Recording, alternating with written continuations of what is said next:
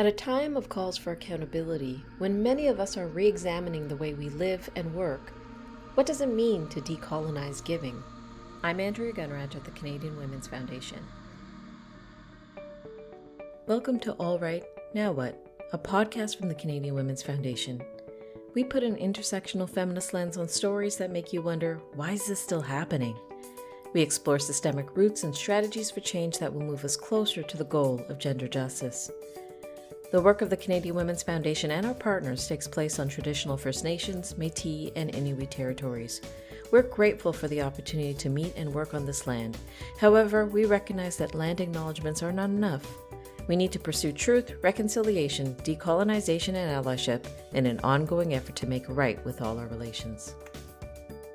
In Decolonizing Wealth, Indigenous Wisdom to Heal Divides and Restore Balance, Edgar Villanueva says, what we can focus on with decolonization is stopping cycles of abuse and healing ourselves from trauma. He speaks to how finance, philanthropy, and the ways we do charity has been set up to uphold colonialism, systemic racism, and discriminatory outcomes. When it's left unquestioned, it can do more harm than good. Philanthropy, giving, and charity work is often seen as neutrally worthy. To ask questions about it can seem like an attack on something inherently good. People can get pretty antsy when you start to ask questions about things like racism, colonialism, and sexism in charitable organizations and giving circles. But the way charity and philanthropy are done in Canada has a long history behind it. There are structures and rules and practices in place, ways of thinking and acting that have led to troubling trends today. Among other things, these trends include very few philanthropic dollars in Canada going to Indigenous, Black, and other racialized communities doing things by and for their own communities. It connects to the reality that diverse women, girls, and two-spirit, trans, and non-binary people have barely benefited from philanthropic and charity dollars over the years. The very reason the Canadian Women's Foundation was started in the first place was because only about 2% of giving in Canada went to women. Like so many other ways of doing things, the way we do charity and philanthropy in Canada needs challenging and decolonizing too. It might beg for an entire overhaul. It's National Philanthropy Week, and I'm contemplating the insights I've learned about what it means to take a decolonizing stance in giving and philanthropy from our guest, Chris Archie. Chris is the Chief Executive Officer of the Circle on Philanthropy, and she joins us now. Wait. Well, hello. Thank you for inviting me to be in this conversation with you. My name is Chris Archie. I'm Secwepemc Degalmo from Zeskin. My home community is one of 17 communities that make up the Secwepemc Nation, which is located in what is currently called British Columbia, in the central interior of British Columbia. I am really fortunate to have an unbroken connection to my home community through my mother, and recognize that as a deep privilege. There are all kinds of reasons that Indigenous folks and other racialized and Black folks don't have that unbroken connection because of violence and colonization. My father is a fourth generation settler Canadian whose family benefited from stolen land and settled the southern Saskatchewan prairies around Ravens Crag and Maples Creek. This story about who I am and who my parents are really connect to this question about my passion. I feel like I'm a walking, living, breathing demonstration of reconciliation, a notion of what it means to find some sense of balance, some right in places where harm has been done. For all of my life, I think I've been a very naturally curious person, which means that I happen to be quite dialogic in my nature. I love to be in good conversation with folks. I believe that being in conversation about juicy questions that we can't answer by ourselves is actually such an important part of the process to create change in the world that we live in. And so ultimately, that connection for being alongside people, connected to questions that I can't possibly answer by myself, is really some of what I get to do with the Circle. The Circle on Philanthropy is a national member-based organization. We serve two primary member audiences: the settler philanthropic sector, made up of community foundations, family foundations, private corporate groups. Our other primary member audience are Indigenous organizations, grassroots movements, First Nations, Métis and Inuit communities specifically, as well as Indigenous charitable organizations and non-qualified donees. Our work is really about mobilizing wealth from settler philanthropic coffers into the hands, the decision-making authority, and into the brilliant solutions and ideas that Indigenous-led efforts have for the world that we live in. Our work is primarily focused on doing some really fantastic convening work to bring multiple audiences together for shared learning and to mobilize action, while also activating a range of research projects to mobilize knowledge for shifting behavior specific to practice and policy inside of settler philanthropic institutions. And another little thing that's not such a little thing, it's actually one of the things that brings me the most excitement, is we try and amplify the beautiful, ongoing demonstration of laws and teachings practices that Indigenous communities activate currently to demonstrate their long-standing ethical stewardship of resources and the redistribution of said resources. So we hope that by amplifying these beautiful practices and this wisdom could actually give the settler philanthropic sector a little bit more to think about in terms of what could be possible when you think about and do your philanthropy in relationship to people that you would be accountable to,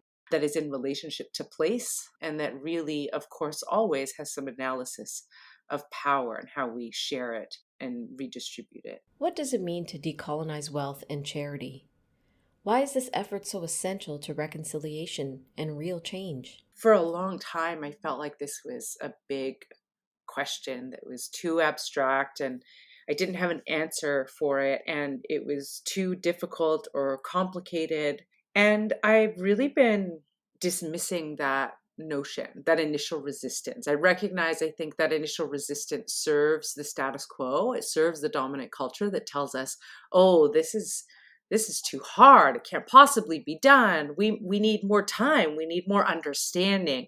We need more comprehensiveness. We need to do more research.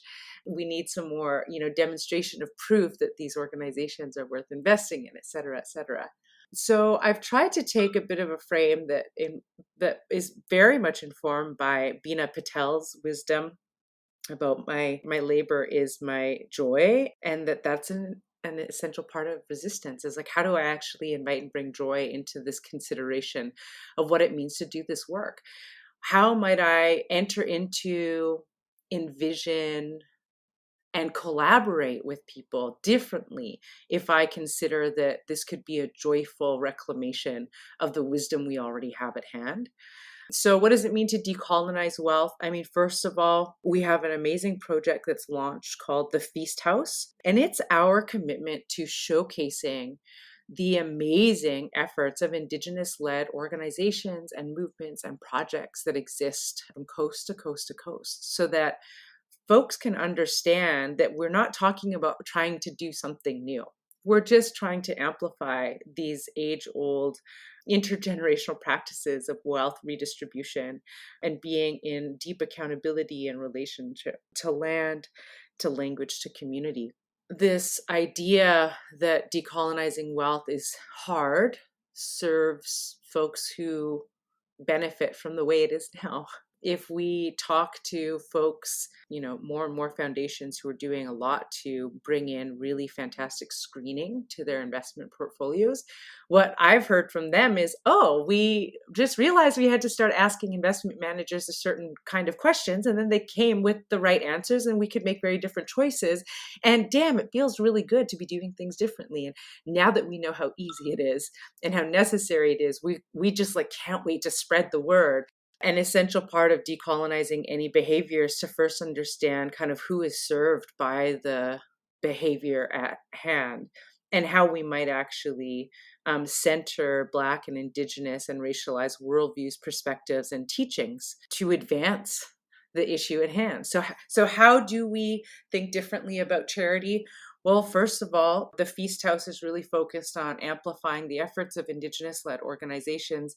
And rather than talk about some broad social issue that they're concerned with, we highlight and amplify the ways in which they are upholding and asserting their UN Declaration for the Rights of Indigenous Peoples. Indigenous peoples have a right to develop their own institutions, to create their own economies, to maintain connection to land, to culture, to medicine. We think that that's a more important focus of these organizations than to talk about the social inequities that they're trying to move against, because there's something more invitational, and there is also a very unique and a distinct relationship to rights that Indigenous peoples have in this country that we need to amplify, to recognize, and to ensure an increased knowledge and awareness of. Do I think that Indigenous folks who are acting in response to a desire or a need that their community has in relationship to community and to land and to culture and language, do I think that's charity? Hell no. I think by all means, that is them asserting their rights. They're demonstrating their sovereignty to take care of their people, to protect their waters and their lands. And in many ways, when we support the actualization of rights, it supports us all. Day to day, what can we do to support the efforts to decolonize wealth in our own lives and communities? First and foremost, you can give land back. If you are a homeowner, or if you stand to inherit real estate or land, consider how it is that you identify the origin of the wealth that purchased that land and give compensation and land back for that benefit that you've received. Additionally, you can give money freely, directly, abundantly to local communities where you live, where you work, where you and your family spend time. There are a few organizations that we could also recommend that encourage people to pay your rent, which is similar to a property tax assessment. They invite folks to give a contribution monthly or annually, which goes to support Indigenous organizations and our communities in their kind of general health and well-being. There are lots of reasons why folks will bristle at the idea of like just land, just cash, and fair enough. I think it's important to think about why we have that sensation. It's like, well, but I feel really deeply connected to the land. Yeah, tell me about it. As an Indigenous person, my deep connection to the land goes back multiple generations. And so if you have that sensation of how dear it is to you, I invite you to consider what that means for folks whose ancestors have walked the lands since the beginning of their origin stories. Additionally, to support conversations around decolonizing wealth, I think it's really important that families are interrogating their notion of wealth and abundance. If the conception of wealth is only around financial means, then I think that families, that neighborhoods, communities, faith-based communities, they are leaving so much possibility and contribution unactivated in their local communities if they're not thinking as well about their talent and their time and the ways in which they can activate that for the benefit of local communities. Those are a couple of ways that it becomes really helpful to build a relationship to a concept of abundance and wealth, and would certainly welcome that folks, again, take a look at the Feast House, which is a place that we talk about being one that centers Indigenous power, strength, responsibility, and generosity. There are some really beautiful articles there that provide some conceptions of what abundance and wealth means and what it means to share and redistribute that in a good way. And I hope that could be food for thought for folks, but more importantly, food for action. All right, now what? I love Chris's insight about decolonizing wealth, that it's not too big to do. It just takes being intentional about how you go about it. And there are things we can do right now towards it. Do check out the Feast House at feast-house.ca, which features transformative, Indigenous-led work connected to communities and territories. And if you're part of a philanthropic organization or group, the Circle on Philanthropy is offering a year-long fellowship program called Partners in Reciprocity. It's a fantastic peer learning program dedicated to supporting philanthropic teams in a reorientation towards justice and equity. Learn more about it and apply at the-circle.ca.